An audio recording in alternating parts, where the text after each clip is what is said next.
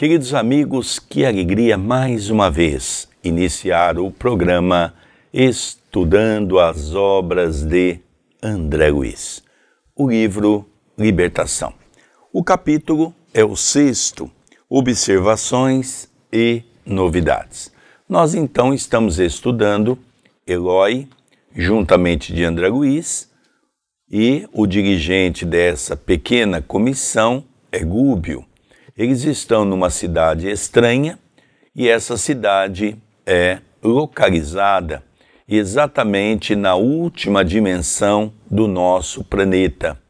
Nós chamamos de abismo. E nós estamos percebendo as dificuldades que os três estão enfrentando naquele lugar. Eles participaram, nós vimos no último capítulo, uma reunião julgatorial, onde eles condenam, buscando a própria consciência da pessoa. Depois, nós já vimos também que eles tiveram que alterar a sua forma perispiritual. Ele compara o seu corpo muito semelhante ao nosso corpo que nós temos aqui na crosta. E hoje nós vamos ver uma coisa muito interessante, que é exatamente o quanto esses espíritos do abismo interferem junto da crosta, que até então, Allan Kardec, na sua obra, não havia trazido claramente essas dimensões, porque, lógico, também não poderia ter trazido tudo. Então, André Luiz, através das mãos de Chico Xavier, vem trazer para nós um material farto para estudo, como funciona o mundo espiritual.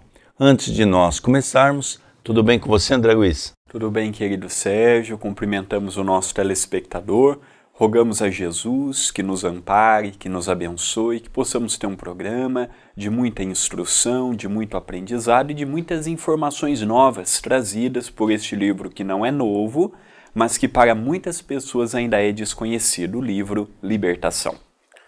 Começaremos agora o capítulo 6º, Observações e Novidades.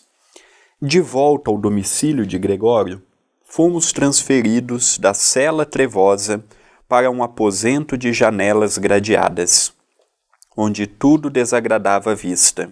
Certo, devíamos a mudança ao resultado encorajador que alcançáramos nas operações seletivas, mas, em verdade, ainda aí nos achávamos em autêntico pardieiro. De qualquer modo, era para nós imenso consolo contemplar algumas estrelas, através do nevoeiro que assaltava a paisagem noturna. O instrutor, versado em expedições idênticas à nossa, recomendou-nos não tocar os varões de metal que nos impediam a retirada, esclarecendo se achavam imantados por forças elétricas de vigilância e acentuando que a nossa condição ainda era de simples prisioneiros. Eu acho que aqui vale a pena nós fazermos aí um pequeno comentário, Primeiro porque nós temos sempre comentado sobre isso, a dificuldade que André Luiz tem para descrever aquele lugar horrendo. Então eles saíram daquele lugar que parecia Roma antiga, dos degradadores, dos julgamentos, das galerias, e eles então foram, por ser espíritos neutros, eles foram para a casa de Gregório e foram ficar num quarto. Esse quarto era de frente para a rua. Havia grades na janela, até mesmo para que eles não pudessem sair dali. E por outro lado, há uma coisa muito interessante que ele coloca aqui sobre os varões de metais, ou os varões de metal, que na verdade é cerca elétrica. Então Gúbio, como já conhecia perfeitamente aquela cidade, dizia a André Luiz e também a Eloy, não encoste na janela nesses varões. Por quê? Porque eles são eletrificados, Eles podem causar danos para o nosso corpo perispiritual. É interessante que tem muitas pessoas que pensam que os espíritos superiores, quando vai para essas regiões, eles se movimentam facilmente como se estivesse, por exemplo, em nosso lar. Não, eles estão revestidos de um corpo grosseiro. Vamos relembrar disso, porque eles precisavam ser vistos por todos aqueles que moravam nessa cidade estranha. Então aqui nós vemos 2 pontos importantes para tentarmos compreender o lugar dos quais eles se encontram. Aproximamo-nos, porém, das janelas, que nos comunicavam com o exterior, e reparei que o espetáculo era digno de estudo. Grande movimento na via pública, congregando vários grupos de criaturas, em conversação não longe de nós. Os diálogos e entendimentos surpreendiam. Quase todos se referiam à esfera carnal. Questões minuciosas e pequeninas da vida particular eram analisadas com inequívoco interesse. Contudo, as notas dominantes caíam no desequilíbrio sentimental e nas emoções primárias da experiência física. Percebi diferentes expressões nos halos vibratórios, que revestiam a personalidade dos conversadores através das cores de variação típica. Nós vimos então no capítulo passado que os grupos eram divididos exatamente por os aros de cores diferentes, que é a questão, não é? Que a máquina Kircher capta as condições espirituais e vibratórias que emitem uma cor. Então, nosso pensamento tem cor, nosso pensamento tem cheiro, e é por essas cores que os grupos estavam mais ou menos reunidos. Vamos lembrar que os afins se atraem. E as conversas, lógico, eram conversas típicas das coisas terrenas, as suas experiências, os erros que eles cometeram, os equívocos. Então percebia que as conversas eram dessa natureza. E ele percebeu que uma grande multidão de pessoas andavam pelas ruas, em pequenos grupos, conversando, não é? Então ele foi estudando tudo isso, ele foi analisando todo esse contexto. É uma cidade estruturada com as suas leis, com a sua política, com os seus representantes na justiça, na religião, na política. Então nós vemos que é uma cidade organizada. É uma cidade que, apesar de ser voltado ainda para o homem equivocado, é uma cidade perfeitamente organizada, com as suas mais diferentes noções de cidadania conforme o grau de moralidade daquela população. Continua a narrativa. Dirigi-me a Gúbio, buscando-lhe oportuno esclarecimento. Não me diste ainda, respondeu prestimoso, a extensão do intercâmbio entre encarnados e desencarnados? A determinadas horas da noite, 3/4 partes da população de cada um dos hemisférios da crosta terrestre se acham nas zonas de contato conosco, e a maior percentagem desses semilibertos do corpo, pela influência natural do sono, permanecem detidos nos círculos de baixa vibração, qual este em que nos movimentamos provisoriamente. Por aqui, muitas vezes se forjam dolorosos dramas que se desenrolam nos campos da carne. Grandes crimes têm nestes sítios as respectivas nascentes, e não fosse o trabalho ativo e constante dos espíritos protetores que se desvelam pelos homens no labor sacrificial da caridade oculta e da educação perseverante sob a égide do Cristo, acontecimentos mais trágicos estarreceriam as criaturas. À noite, quando nós dormimos, 3/4 da população de cada hemisfério, nós sabemos que o espírito sai do corpo e fica ligado através do chamado cordão umbilical. Paulo chamava de cordão prateado.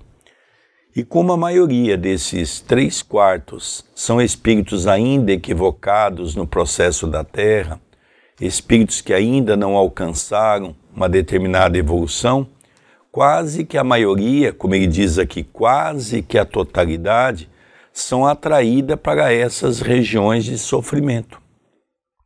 Então existe aqui um intercâmbio entre os encarnados e os desencarnados, em especial dessas regiões que são regiões abismais, aonde tanto eles vêm para a crosta para obsediar aquelas pessoas, quanto as pessoas encarnadas também, ao longo do sono, vão para esses lugares para manter aquele relacionamento que nós chamamos vibratorial.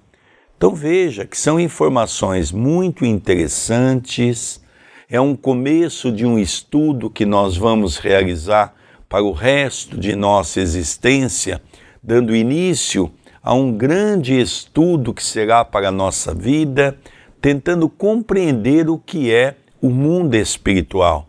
Enquanto nós estávamos no livro Nosso Lar, estava tudo muito bonito. Todo mundo quer ir para Nosso Lar. Só que a grande verdade é que a grande maioria de nós temos muito mais um pé fincado no cidade estranha do que mesmo em nosso lar. Nós temos que desvencilhar todo esse equívoco que nós cometemos em nosso dia a dia para nos aperfeiçoarmos, para chegarmos em regiões mais evoluídas. De alma voltada para as noções da vida imensa que o ambiente sugeria, rememorei o curso incessante das civilizações. Pensamentos mais altos clarearam-me os raciocínios. A bondade do Senhor não violenta o coração. O reino divino nascerá dentro dele e, à maneira da semente de mostarda que se liberta dos envoltórios inferiores, medrará e crescerá gradativamente sob os impulsos construtivos do próprio homem. Que temerária concepção a de um paraíso fácil! Gúbio percebeu minha posição mental e falou em socorro de minhas pobres reflexões íntimas.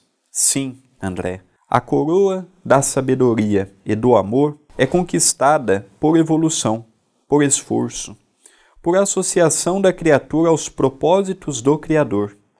A marcha da civilização é lenta e dolorosa. Formidandos atritos se fazem indispensáveis para que o espírito consiga desenvolver a luz que lhe é própria. O homem encarnado vive simultaneamente em 3 planos diversos. Assim como ocorre a árvore que se radica no solo, guarda ele raízes transitórias na vida física, estende os galhos dos sentimentos e desejos nos círculos de matéria mais leve, quanto o vegetal se alonga no ar, e é sustentado pelos princípios sutis da mente, tanto quanto a árvore é garantida pela própria seiva. Na árvore temos raiz, copa e seiva, por 3 processos diferentes de manutenção para a mesma vida e, no homem, vemos corpo denso de carne, organização perispirítica em tipo de matéria mais rarefeita e mente, representando 3 expressões distintas de base vital, com vistas aos mesmos fins. Segundo observamos, o homem exige para sustentar-se, no quadro evolucionário, segurança relativa no campo biológico, alimento das emoções que lhe são próprias nas esferas de vida psíquica, que se afinam com ele, e base mental no mundo íntimo. A vida é patrimônio de todos, mas a direção pertence a cada um.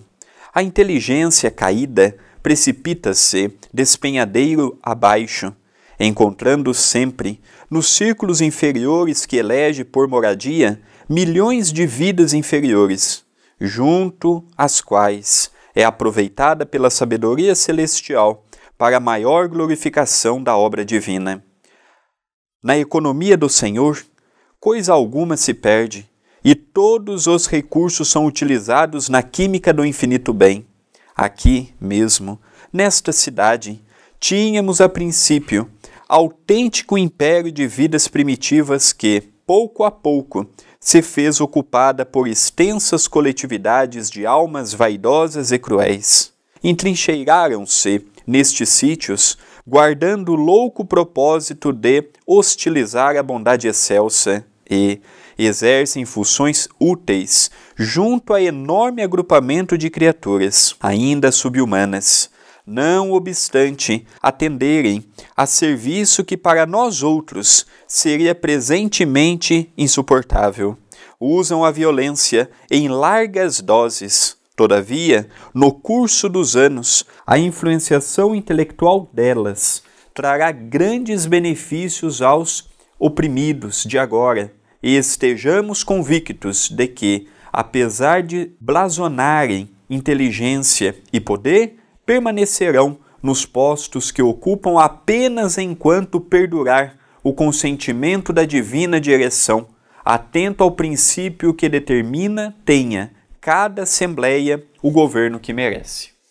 Então aqui nós vemos uma explicação longa de Gubbio, mas muito valiosa, de uma importância grande. Então ele nos fala que a marcha da civilização, o seu progresso é lento, e Jesus, as leis divinas ou o próprio Criador não interfere no livre-arbítrio coletivo.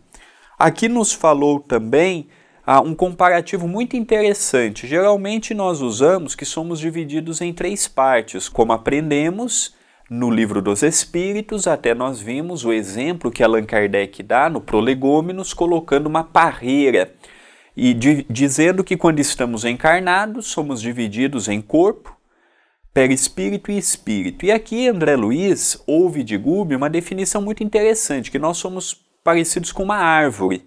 E essa árvore tem o seu tronco, que seria o corpo físico, tem as suas sensações e as suas emoções, que são as ramificações dos troncos, os galhos, e tem também a folhagem. E aí ele fala que isso comparado conosco é corpo físico, perispírito e mente.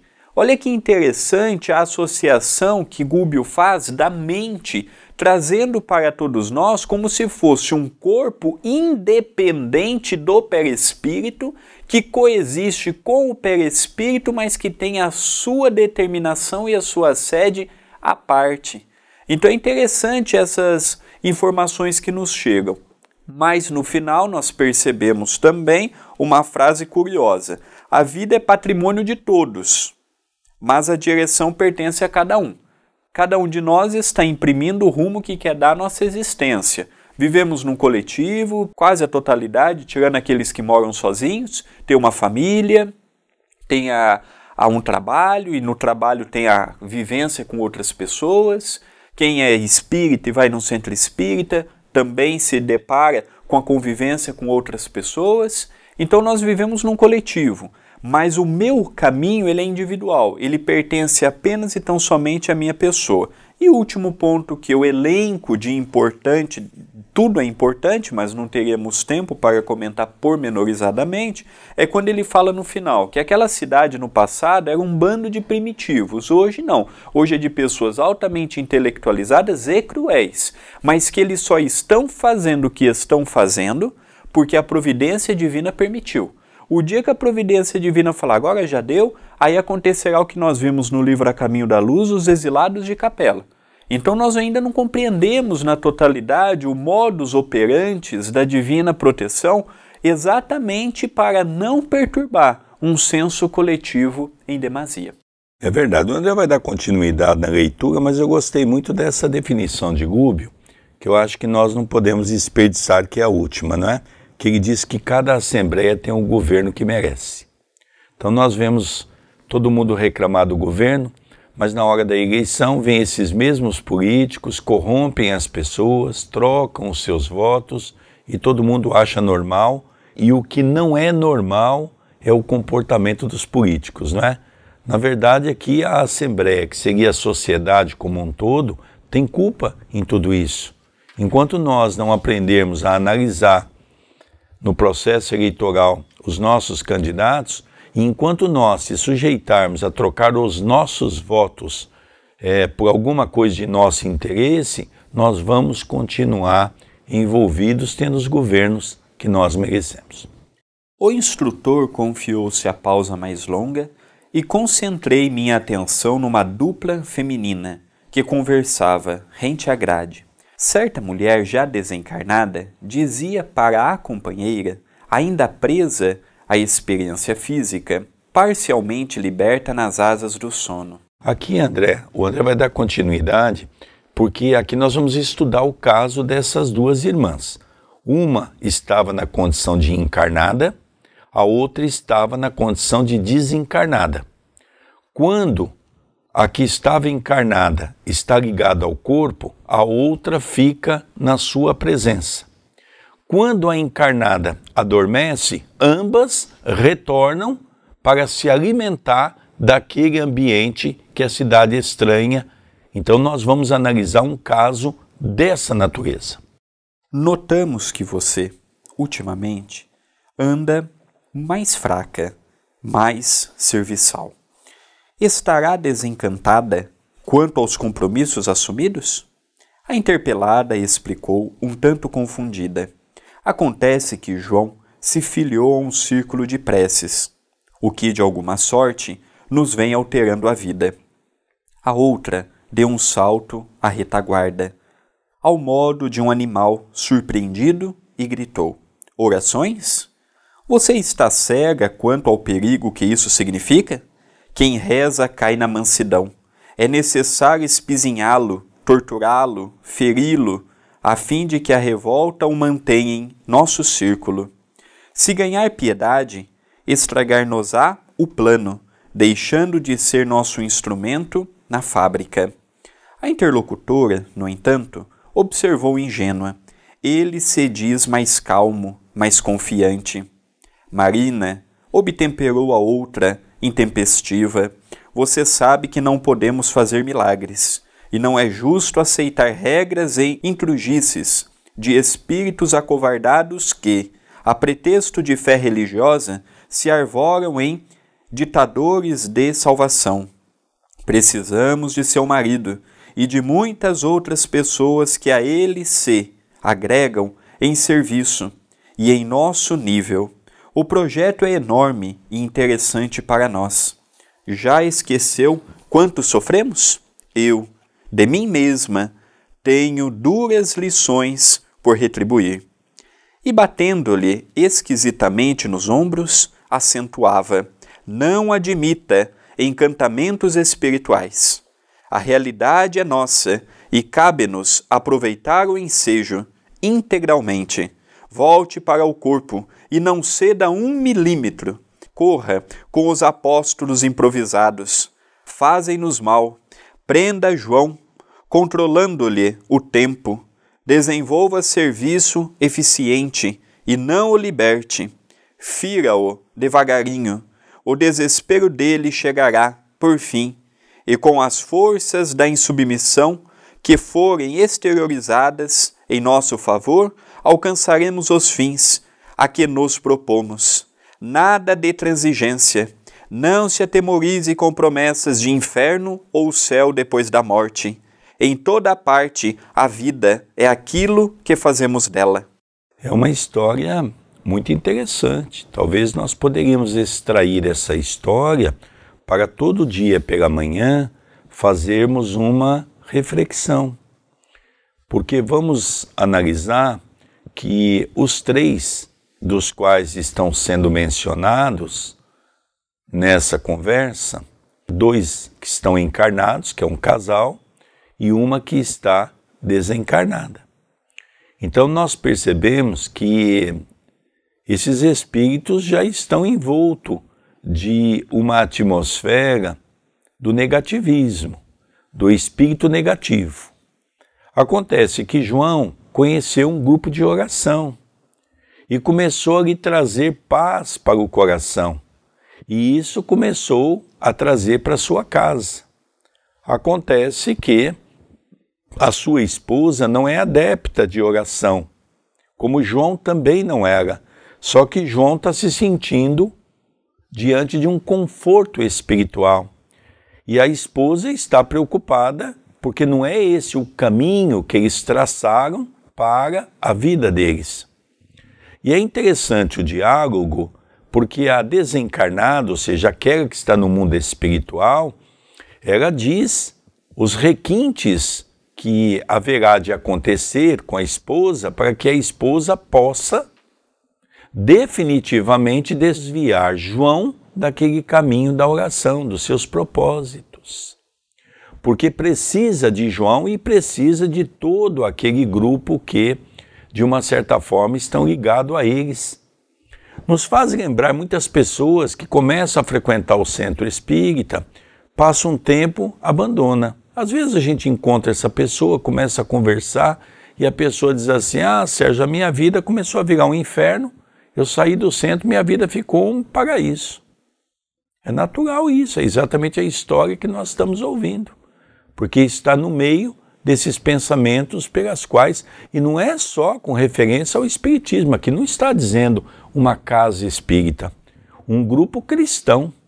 Pode ser um grupo evangélico, pode ser um grupo católico, pode ser um grupo espírita. Não interessa qual é a concepção. O que interessa é que é uma concepção que desperta a fé.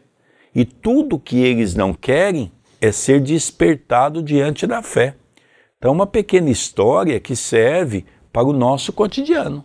Boquiaberto, com o que me era dado perceber, reparei que a entidade astuta e vingativa envolvia interlocutor em fluidos sombrios, à maneira dos hipnotizadores comuns. Enderecei olhar interrogativo ao nosso orientador que, após haver atenciosamente acompanhado a cena, informou prestimoso: a obsessão desse teor apresenta milhões de casos.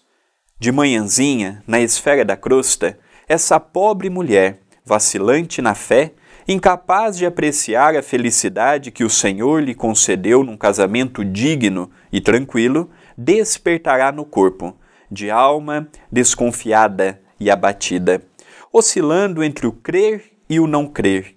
Não saberá polarizar a mente na confiança com que deve enfrentar as dificuldades do caminho e aguardar as manifestações santificantes do alto e, em face da incerteza íntima em que se lhe caracterizam as atitudes, demorar-se-á imantada a essa irmã ignorante e infeliz, que a persegue e subjuga para conseguir deplorável vingança.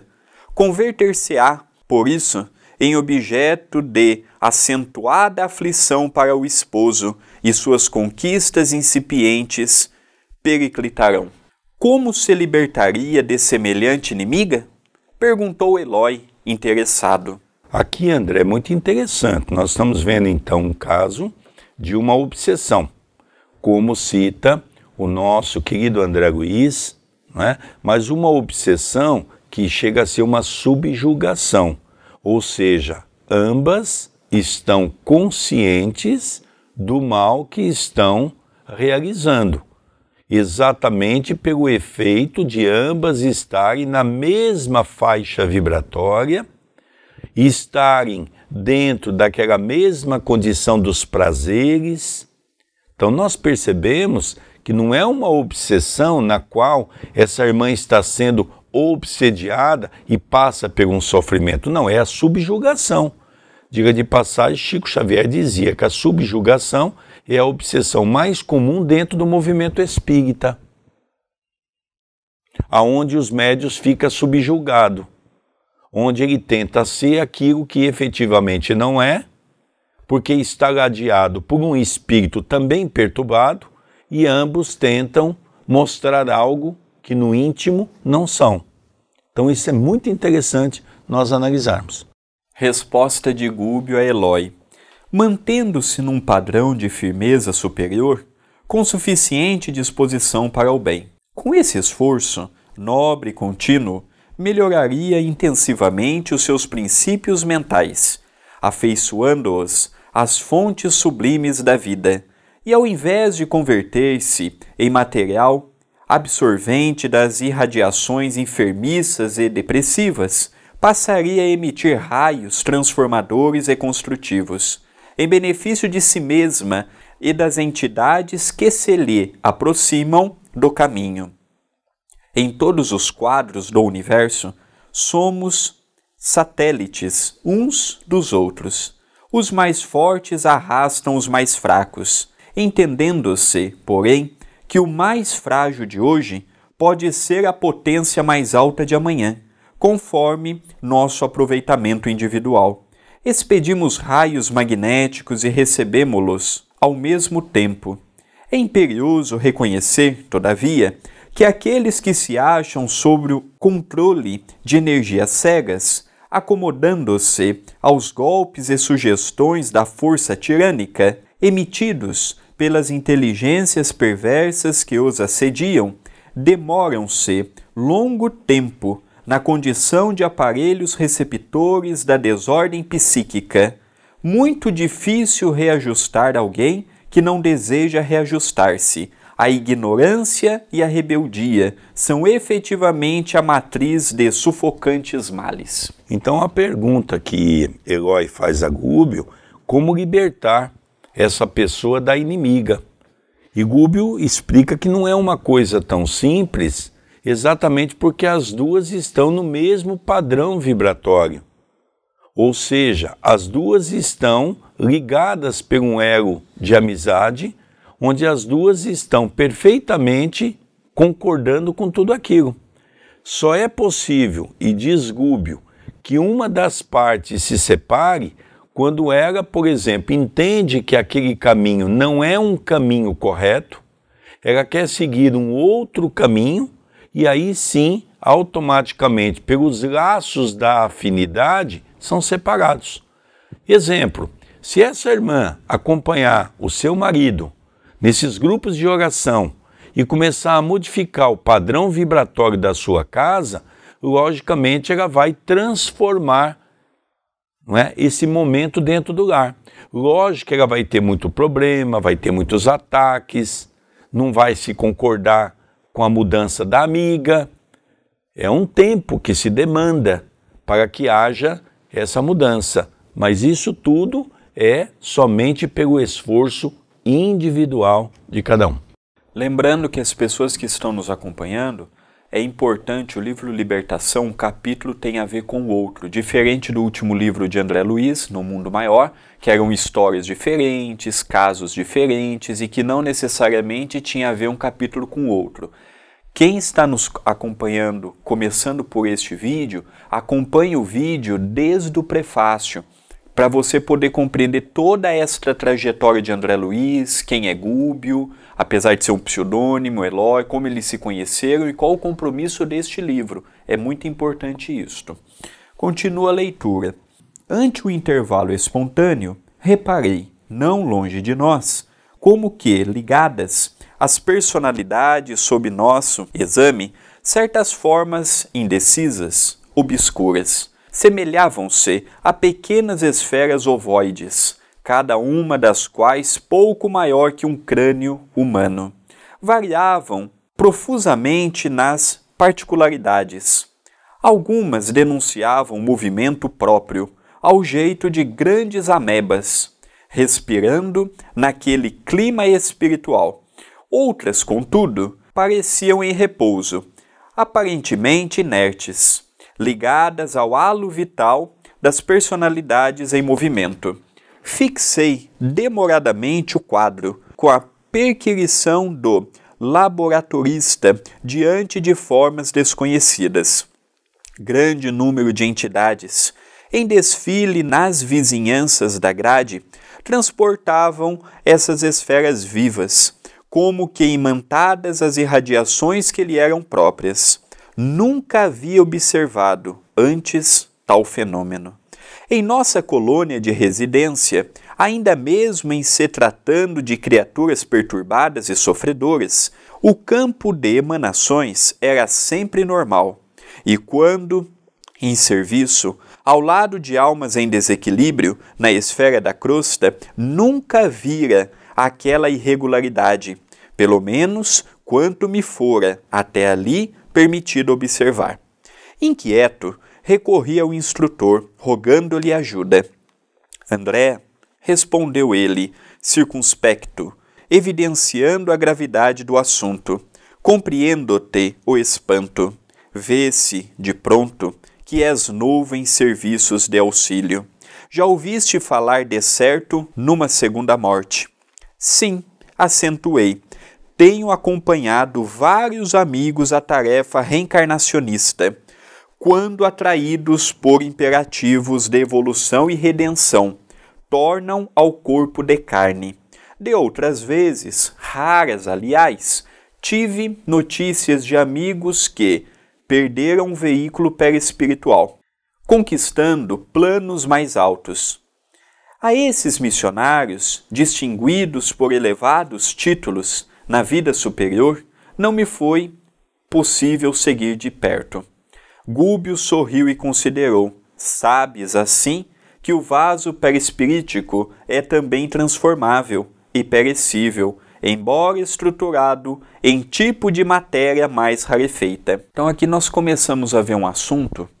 Esse é o 6º livro da série de André Luiz. Então ele conta que até esse momento, e já estava há anos desencarnado, há anos já havia sido recebido em nosso lar, já estava trabalhando várias experiências, e aqui ele vai abordar um assunto quase que desconhecido ainda no meio espírita. E por ser desconhecido, existem muitas teorias e pessoas que levantam bandeiras a favor, pessoas que levantam bandeiras contrárias a essas intenções. Aqui ele fala pormenorizadamente sobre a segunda morte. E ele pergunta a André Luiz: você já sabe o que é a segunda morte? Porque André Luiz achou estranho ver como se fosse do tamanho de um crânio, uma esfera circular, e aquilo os espíritos que andavam carregavam aquilo. E ele nunca havia visto isso em nosso lar. Quando ele estava nas operações junto dos encarnados, ele não havia visto. No livro Obreiros da Vida Eterna, ele vai na casa Fabiano de Cristo, que era dirigida pela irmã Zenóbia, e foram também para as trevas, também foram para o abismo, e ele não percebeu. Foi a primeira vez que ele observou essa esfera circular. E ele, com aquele olhar de interrogação, pergunta a Gúbio o que seria aquilo. E Gúbio perguntou: André, de certo você já ouviu falar da segunda morte? E André Luiz diz: já. Mas André Luiz dá definições da segunda morte no campo positivo. Por exemplo, quando a pessoa reencarna, não deixa de ser uma morte daquele perispírito para ele diminuir o seu tamanho e crescer junto com a mãe, desenvolver junto da mãe. Então isso não deixa de ser, segundo a definição de André Luiz, uma segunda morte. Aconteceu comigo, aconteceu com o nosso querido Sérgio, aconteceu com todos que estão encarnados. Agora, existe um outro tipo raro, que André Luiz menciona, que é quando um espírito sai de uma dimensão e ele tem uma promoção pelo seu esforço. Então ele está na cidade de nosso lar, se dedicou, se esforçou e ele sai da 4ª dimensão, umbral é a 4ª dimensão, que é umbral fino, onde nosso lar está, e vai para a 5ª dimensão, ciência, arte, cultura, música. E ali, como é que ele faz para sair de uma para outra? Não é igual nós vamos aqui na Terra, eu vou na rodoviária e pego um ônibus, saio de Itapira e vou para Campinas. Ou eu vou no aeroporto de Campinas e pego um avião e vou para Portugal. Nós ainda não temos cabeça para compreender, mas ele tem que deixar aquele perispírito, que é mais sutilizado, e ele tem que ter a necessidade de um perispírito mais sutilizado. Por que não aconteceu a segunda morte quando os 3 foram para essa dimensão e eles sentiram mais o impacto do corpo denso? Porque eles estavam ali temporariamente em serviço. Acabando o serviço, eles retornariam. Então foi uma operação imediata. Mas é muito interessante essa temática. É verdade. Você que tem nos acompanhado nos nossos livros até então, no livro No Mundo Maior, vamos relembrar que André Luiz chegou até a porta das cavernas que desce para o abismo. Ele não pôde entrar, porque ele não havia todo o preparo. Ele recebeu esse preparo em nosso lar e agora ele está exatamente para ele tentar ver tudo isso que até então ele não estava preparado, não é? São espíritos que vivem dessa maneira que o André disse, através de hipnose. Eles são hipnotizados e através da hipnose eles chegam naquela condição desse ovoide, e ali então eles são colocados ao lado da cabeça do médium, ou da pessoa, vamos dizer assim, do encarnado. E qual é a função deles? É fazer com que o pensamento negativo possa proliferar ao longo de 24 horas naquela mente. Então ele começou a perceber que as pessoas que andavam ali, que estava encarnada, essas pessoas estavam, de uma certa forma, as encarnadas e os encarnados, com esses ovoides o acompanhando. Então o Gubo diz a ele: não, André, é muito mais comum do que você imagina. É que aqui você está vendo, nas outras dimensões você não vê. Então, isso chamou muito a atenção de André Luiz. Hoje, se nós fôssemos conversar aqui, por exemplo, né, com o Paulão, que dirige a técnica para nós, o Paulão ia dizer para a gente assim que seria um chip, na linguagem do computador, né? Seria um chip. Então, é um chip que é colocado ao lado da mente humana para que possa dar informações negativas para que ele fique sempre ligado àquela condição que os espíritos trevosos ou os espíritos abismais querem que a pessoa fique. Responde André Luiz: sim. Acrescentei reticencioso em minha sede de saber. Vistes, companheiros, prosseguiu o orientador, que se desfizeram dele, rumo a esferas sublimes, cuja grandeza, por enquanto, não nos é dado sondar. E observastes, irmãos, que se submeteram a operações redutivas e desintegradoras dos elementos perispiríticos para renascerem na carne terrestre. Os primeiros são servidores, enobrecidos e gloriosos, no dever bem cumprido, enquanto que os segundos são colegas nossos, que já merecem a reencarnação, trabalhada por valores intercessores, mas, tanto quanto ocorre aos companheiros respeitáveis desses dois tipos, os ignorantes e os maus, os transviados e os criminosos, também perdem, um dia, a forma perispiritual. Pela densidade da mente, saturada de impulsos inferiores, não conseguem elevar-se e gravitam em derredor das paixões absorventes que, por muitos anos, elegeram no centro de interesses fundamentais grande número. Nessas circunstâncias, mormente os participantes de condenáveis delitos imantam-se aos que se lhes associaram nos crimes. Se o discípulo de Jesus se mantém ligado a ele através de imponderáveis fios de amor, inspiração e reconhecimento, os pupilos do ódio e da perversidade se demoram unidos, sob a orientação das inteligências que os entrelaçam na rede do mal. Enriquecer a mente de conhecimentos novos, aperfeiçoar-lhe as faculdades de expressão, purificá-la nas correntes iluminativas do bem, engrandecê-la com a incorporação definitiva de princípios nobres, é desenvolver nosso corpo glorioso na expressão do apóstolo Paulo, estruturando-o em matéria sublimada e divina. Essa matéria, André, é o tipo de veículo a que aspiramos ao nos referirmos à vida que nos é superior. Estamos ainda presos às aglutinações celulares dos elementos físio-perispiríticos, tanto quanto a tartaruga permanece algemada à carapaça.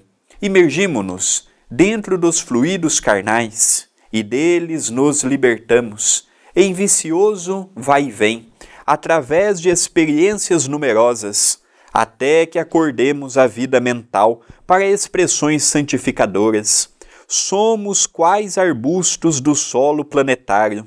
Nossas raízes emocionais se mergulham mais ou menos profundamente nos círculos da animalidade primitiva. Vem a foice da morte e cega-nos os ramos dos desejos terrenos. Todavia, nossos vínculos guardam extrema vitalidade nas camadas inferiores e renascemos entre aqueles mesmos que se converteram em nossos associados de longas eras, através de lutas vividas em comum, e aos quais nos aguilhoamos pela comunhão de interesse da linha evolutiva em que nos encontramos. Aqui nós vamos perceber uma frase que me chamou muito a atenção, quando ele diz aqui que muitos desses espíritos que se encontram na condição de ovoides são espíritos muito equivocados, não é? Maldosos, em que são instrumento de facilidade para os seres inteligentes. Logicamente são espíritos primitivos ainda, né? Mas há uma coisa que ele diz aqui muito interessante, que esses espíritos começam a sair dessa condição por questões intercessoriais, ou seja, pessoas que intercedem por eles através da prece, através da oração. A doutrina espírita vem trazer para nós um ensinamento importantíssimo sobre essa questão. Quando nós passamos a fazer o bem, as nossas preces conseguem também atingir aqueles que nós temos um relacionamento, aqueles que nós gostamos. Lógico que a nossa evolução não vai interceder no sentido do sofrimento que o outro tem que passar, mas as nossas preces podem aliviar a dor do outro. Então nós percebemos aqui que a explicação de Gubbio, né, André, é uma explicação muito interessante nesse campo. Esse livro, de modo geral, é muito interessante. Vimos no capítulo passado um caso de licantropia, um corpo perispiritual se assemelhando a um animal, no caso, uma loba. Nós vimos o caso de uma obsessão e subjugação, nesse mesmo capítulo. E agora nós estamos vendo um assunto que, se eu não me engano, pode ser que eu deixei passar nas outras obras que eu li de André Luiz, eu não me recordo, mas isso pode ser uma falha minha, se André Luiz volta a tocar no assunto da segunda morte em alguma de suas obras, a não ser no livro Libertação. Não, André, ele só toca nesse livro, e depois tem um outro livro de Ranieri, do próprio André Luiz, que o Chico confirma a veracidade daquela obra. Então aqui nós estamos vendo que é um assunto, poucas informações ainda. O capítulo seguinte, o capítulo 7º, ainda vai ter material sobre os ovoides, então tem um conteúdo muito bacana vindo por aí. As elucidações eram belas e novas aos meus ouvidos, e em razão disso, calei as interrogações que me vagueavam no íntimo, para atenciosamente registrar as considerações do instrutor, que prosseguiu. A vida física é puro estágio educativo, dentro da eternidade, e a ela ninguém é chamado a fim de candidatar-se a paraísos de favor, e sim a moldagem viva do céu no santuário do Espírito, pelo máximo aproveitamento das oportunidades recebidas no aprimoramento de nossos valores mentais, com o desabrochar e evolver das sementes divinas que trazemos conosco, o trabalho incessante para o bem, a elevação de motivos na experiência transitória, a disciplina nos impulsos pessoais, com amplo curso as manifestações mais nobres do sentimento, o esforço perseverante no infinito bem, constituem as vias de crescimento mental, com aquisição de luz para a vida imperecível. Cada criatura nasce na crosta da terra para enriquecer-se através do serviço à coletividade. Sacrificar-se é superar-se, conquistando a vida maior. Por isso mesmo, o Cristo asseverou que o maior no reino celeste é aquele que se converter em servo de todos. Um homem poderá ser temido e respeitado no planeta pelos títulos que adquiriu, a convenção humana, mas, se não progrediu no domínio das ideias, melhorando-se e aperfeiçoando-se, guarda consigo mente estreita e enfermiça. Em suma, ir à matéria física e dela regressar ao campo de trabalho em que nos achamos presentemente é submeter-nos a profundos choques biológicos destinados à expansão dos elementos divinos que nos integrarão um dia a forma gloriosa. Então aqui nós estamos percebendo de que realmente Deus, na sua infinita bondade, nos concede a oportunidade para o nosso crescimento. E dentro dessa oportunidade para o nosso crescimento, somente nós podemos fazer a nossa evolução. Ninguém mais pode interferir, nem Deus. A partir do momento que Deus criou leis justas e benéficas, que Allan Kardec chama de leis imutáveis, essas leis, elas são rígidas. E realmente aqui nós passamos a ver o amor que Deus tem para cada um de nós, respeitando o nosso livre arbítrio, dando a cada um de nós a condição de agirmos dentro das nossas condições. Lógico que esses espíritos que se encontram nessa fase são espíritos que não querem se corrigir, são espíritos que não querem se modificar. E Deus respeita toda essa condição.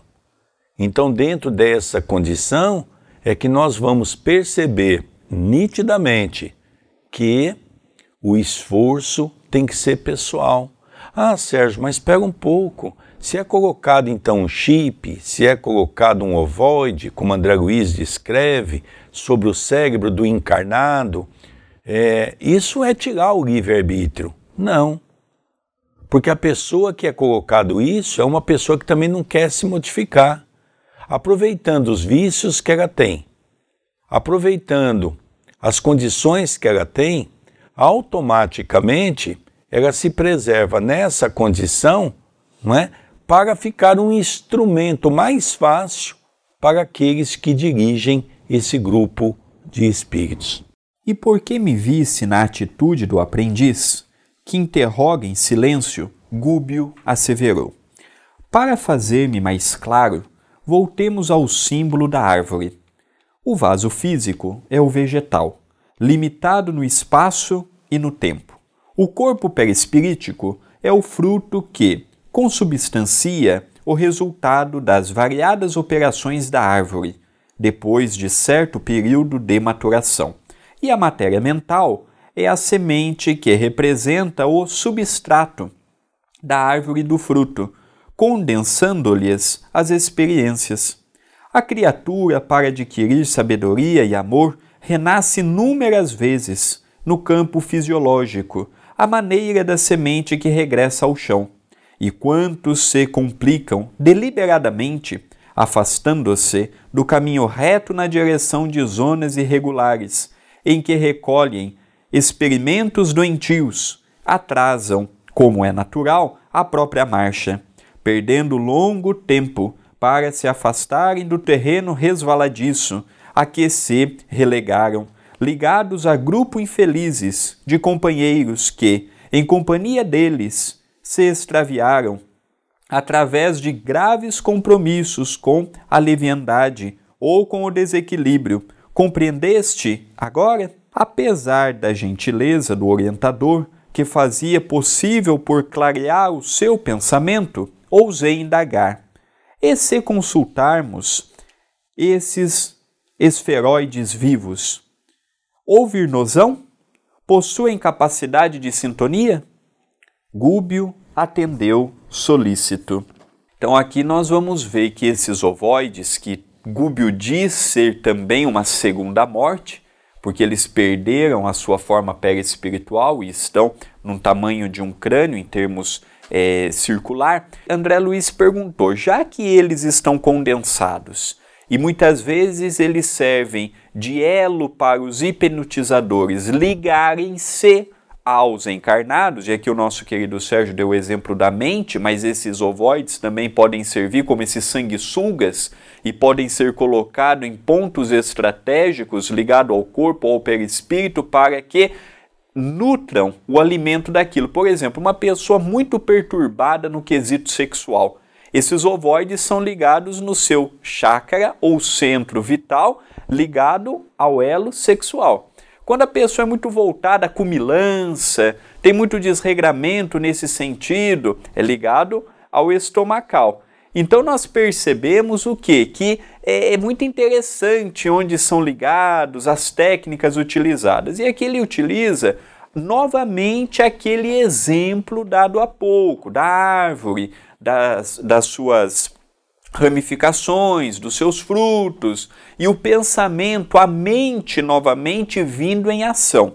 E aí André Luiz, depois que ouve essa explicação belíssima de Gubbio, pergunta: seria possível auscultarmos, conversarmos com uma destas esferas vivas, já que é de tamanha curiosidade para o meu espírito? Gubbio diz: perfeitamente, é possível. Continua a narrativa: perfeitamente, compreendendo-se, porém, que a maioria das criaturas, em semelhante posição nos sítios inferiores quanto este, dormitam em estranhos pesadelos. Registram-nos os apelos, mas respondem-nos de modo vago, dentro da nova forma em que se segregam, incapazes que são provisoriamente de se exteriorizarem de maneira completa, sem os veículos mais densos que perderam, com agravo de responsabilidade na inércia ou na prática do mal.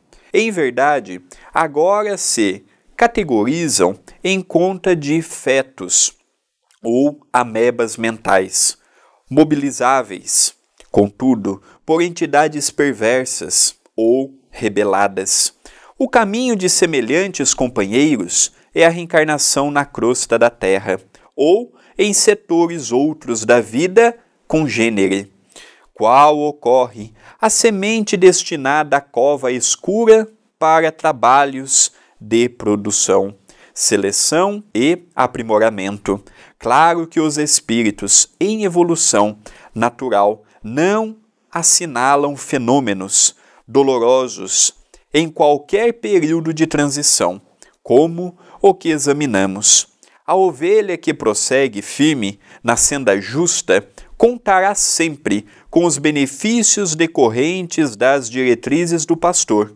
No entanto, as que se desviam, fugindo a jornada razoável, pelo simples gosto de se entregarem à aventura, nem sempre encontrarão surpresas agradáveis ou construtivas. Nós já estamos indo aqui para o final do nosso programa, e é interessante nós fazermos uma análise sobre essa questão, não é? Quando ele diz qual é a finalidade desses espíritos, estão se preparando para reencarnar na Terra. Nós aqui começamos a ver nesse capítulo que não é só apenas nosso lar que detém sobre as suas mãos o processo da reencarnação. Esses espíritos se acham governadores do mundo porque eles também têm nas suas mãos a fórmula da reencarnação. E esses espíritos vão reencarnar para serem exatamente instrumento da perturbação. Nós vamos ver isso em capítulos à frente. Então nós percebemos hoje que a Terra é um planeta de provas e expiações onde o mal campeia sobre o bem. Então hoje, com essa obra, nós estamos tentando nitidamente compreender de uma maneira mais clássica de que o porquê de tantos males e o porquê de tantos espíritos encarnados na Terra altamente comprometido no seu campo moral. E agora o encerramento do capítulo 6. O orientador silenciou por momentos e perguntou, em seguida: entendestes a importância de uma existência terrestre? Sim, entendia, por experiência própria, o valor da vida corporal na crosta planetária. Contudo, ali diante dos esferoides vivos, tristes mentes humanas, sem apetrechos de manifestação, meu respeito ao veículo de carne cresceu de modo espantoso. Alcancei então, com mais propriedade, o sublime conteúdo das palavras do Cristo: andai, enquanto tendes luz. O assunto era fascinante, e tentei Gubbio a examiná-lo mais detidamente. Todavia, o orientador, sem trair a cortesia que lhe era característica, recomendou-me esperasse o dia seguinte. Esse capítulo traz para todos nós, logicamente, novos ensinamentos que nos faz repensar de uma maneira maior o que é a vida. Talvez hoje nós estamos conseguindo compreender por que tantos dramas pessoais. Nós temos uma palavra usada na Terra, no Brasil, chamado masoquismo. Por que tem pessoas que gostam de sofrer? Por que tem pessoas que gostam de passar por determinados tipos de sofrimento? Porque tem o prazer por aquilo e, além disso, se torna as coisas mais difíceis porque são colocados esses ovoides para que a pessoa seja estimulada naquela condição dos quais ela tem determinados vícios. E por um outro lado, quando ela tenta colocar um pensamento positivo, e vem o André e coloca uma coisa interessante, o sanguessuga, que tem como finalidade tentar neutralizar todo tipo de pensamento bom que possa interferir naquela criatura. Veja, nós não estamos aqui em nenhum momento falando de vítimas, porque Deus é Pai.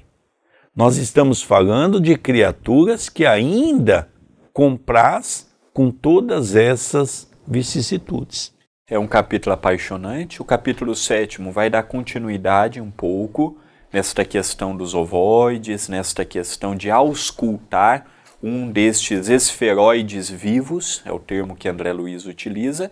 Então eu convido a todos a estar conosco no próximo vídeo. E quem não acompanhou os vídeos anteriores, está à sua disposição aqui no canal da TV A Caminho da Luz. Como também está à disposição o estudo do livro Nosso Lar, Os Mensageiros, Missionários da Luz, Obreiros da Vida Eterna, No Mundo Maior e agora Libertação. Já deixou seu like no vídeo? Já comentou no vídeo? Já divulgou? Compartilhe.